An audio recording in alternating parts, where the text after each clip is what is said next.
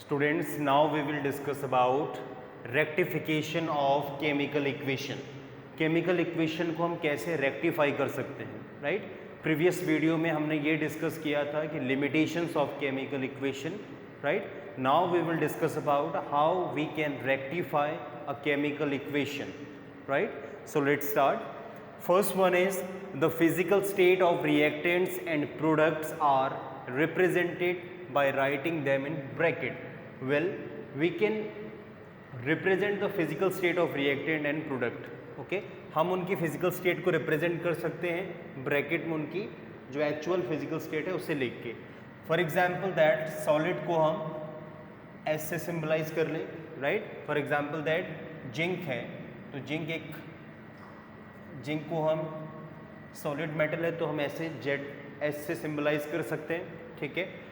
अगर कोई लिक्विड है तो हम उसे for example that water H2O तो हम उसे L से सिंबलाइज करें तो वो लिक्विड को इंडिकेट करेगा, राइट.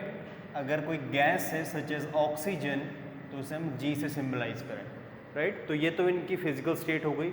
और एक और एक्वस, अगर कोई एक्वस सॉल्यूशन है for example that we can write कि HCl अगर एक्वस है, ठीक है, या Na2SO4 एक्वस है, ठीक है. अगर एक्वस सॉल्यूशन है तो हम उसे AQ से रिप्रेजेंट कर सकते हैं, राइट. एक्वस सॉल्यूशन का मतलब है कि solution prepared in water, right. अगर कोई सॉल्यूशन वाटर में प्रिपेयर्ड है तो वो एक्वस सॉल्यूशन है, राइट. इट मीन्स दैट उसका जो मेजर कंपोनेंट है, मेजर पार्ट है वो वाटर है, right. So we can represent the physical state of reactant and product by writing them in bracket. S for solid, L for liquid, G for gas and AQ for aqueous, right? So now what is the significance of state of symbol? Well, there is a huge significance of state of symbol in every reaction. Let's discuss how. Well, the state symbol are the most significant for those chemical reactions which are either accompanied by the evolution of heat, it means that these reactions are exothermic, or by the absorption of heat, it means endothermic. Okay, कुछ reactions में ये है कि reactant भी same है, product भी same है, right, but जो heat का absorption है या जो heat emit हो रही है वो बहुत ज़्यादा different है. Okay, तो ये difference किससे create हुआ? ये difference create हुआ है state of reactant and product से. ओके, हर एक रिएक्टेंट एंड प्रोडक्ट अपनी अलग अलग स्टेट में अलग अलग हीट को एमिट करेगा और अब्जॉर्ब करेगा. इसमें वेरिएशन होगा. इसे हम एग्जांपल से समझते हैं. Let's see, here is the molecule of hydrogen और ऑक्सीजन, ठीक है, combine together and form water. यहाँ पे दोनों गैसियस स्टेट में है, दोनों रिएक्टेंट मिलके जो प्रोडक्ट को बनाएंगे वो लिक्विड स्टेट में होगा और 572 किलो जूल एनर्जी एमिट होगी, right. It means that exothermic process है, राइट. सिमिलरली यहाँ पे हाइड्रोजन गैसियस स्टेट में है और ऑक्सीजन भी गैसियस स्टेट में है. दोनों मिलके H2O बनाएंगे जो गैसियस स्टेट में होगा. ओके, और यहाँ पे जो एनर्जी इमिट होगी वो 484 किलो जूल होगी, राइट.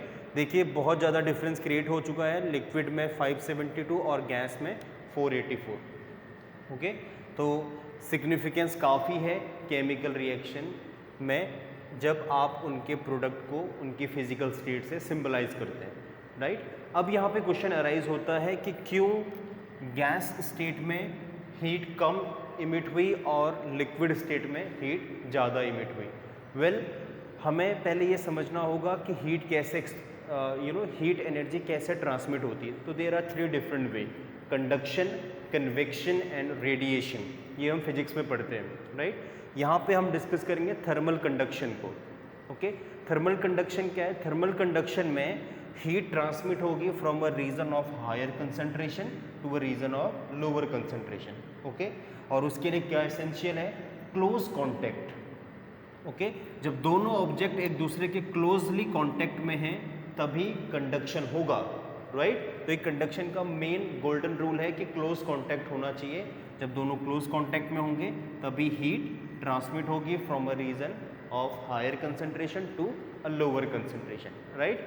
आप इसका एग्जांपल समझ सकते हैं ऐसे, अगर कोई स्टोव गर्म है उसके ऊपर आप पैन पुट करें, देन आफ्टर सम टाइम जो पैन है वो भी हॉट हो जाता है due to conduction of heat, thermal heat. Now अब गैसेस में ऐसा क्यों है? Well, we all knows the particles of gases are move randomly here and there, and there is a very less intermolecular space between the particles of gases, right, and weak intermolecular force of attraction.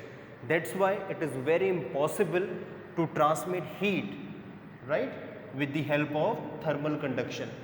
और thermal conduction के लिए तो golden rule यही है कि close contact होना चाहिए और गैसेस के जो पार्टिकल्स हैं वो रेंडमली मूव होते रहते हैं, उनके बीच में इंटरमॉलिक्यूलर स्पेस काफ़ी ज़्यादा है, इस वजह से कंडक्शन से उनमें हीट ट्रांसमिट नहीं होती। तो कौन सा मीडियम है गैसेस में जिससे हीट ट्रांसमिट होती है?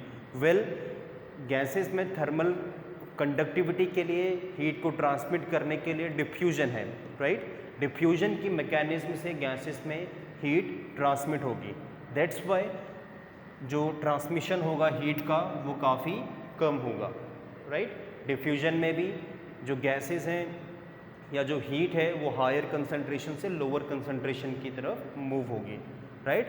Well, we can say that, जो मैंने बताया आपको कि रीज़न क्या है लिक्विड और गैस में ये जो डिफरेंस है कंडक्टिविटी का या फिर जो हीट जो इमिट हुई है उसका डिफरेंस क्यों है।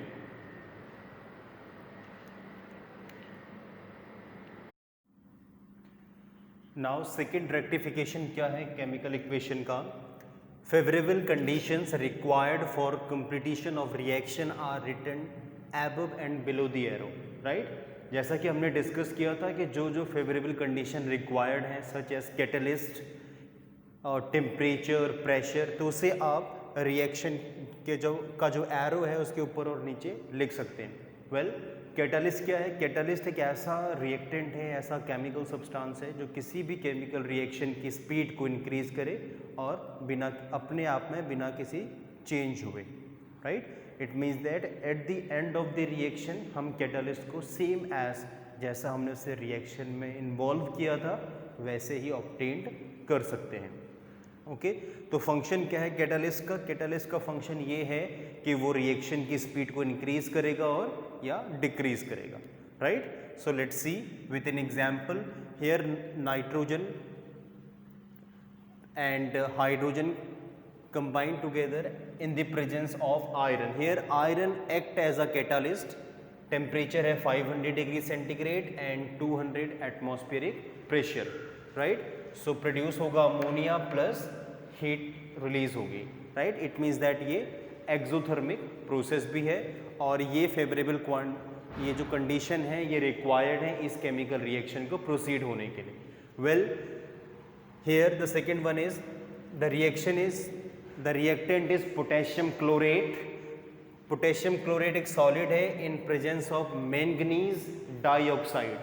अगर हम इसे हीट करें it will produce potassium chloride which is solid plus oxygen, right. ये मेथड लेबोरेटरी में यूज होगा ऑक्सीजन के प्रिपरेशन के लिए, राइट। तो ये है कि हम फेवरेबल कंडीशन दे के रिएक्शन को प्रोसीड कर सकते हैं या रेक्टिफाई कर सकते हैं। Second one is a reversible reaction is represented by double arrow symbol we all knows, and irreversible reaction represented by single symbol. जो रिएक्शन रिवर्सिबल है जैसे नाइट्रोजन एंड हाइड्रोजन मिलके अमोनिया बनाएंगे तो ये रिएक्शन रिवर्सिबल है, राइट। अगर मैं किसी और रिएक्शन की बात करूं such as for example nitrogen plus sodium plus H2SO4 it will form sodium sulphate, okay. So यहाँ पे होगा Na2SO4 प्लस H2, ठीक है। तो ये रिएक्शन इरिवर्सिबल है, इसे हम रिवर्स बैक नहीं कर सकते, राइट। ओके, तो ये तो कंडीशन थी, राइट। कुछ केमिकल रिएक्शन में हीट इवॉल्व होती है, राइट, तो उन्हें हम generally as a in form of arrow से सिंबलाइज कर सकते हैं, ओके। अगर हीट इवॉल्व हो रही है such as in this chemical reaction hydrogen और गैसेस, हाइड्रोजन गैस इवॉल्व हो रही है तो उसे हम एरो से रिप्रेजेंट कर सकते हैं, राइट। अगर किस रिएक्शन में पीपीटी बन रहा है प्रेसिपिटेट, राइट, जो सॉलिड इनसॉल्युबल सब्सटेंस है तो उसे हम डाउनवर्ड एरो से रिप्रेजेंट कर सकते हैं, right. So these all are rectification of chemical equation.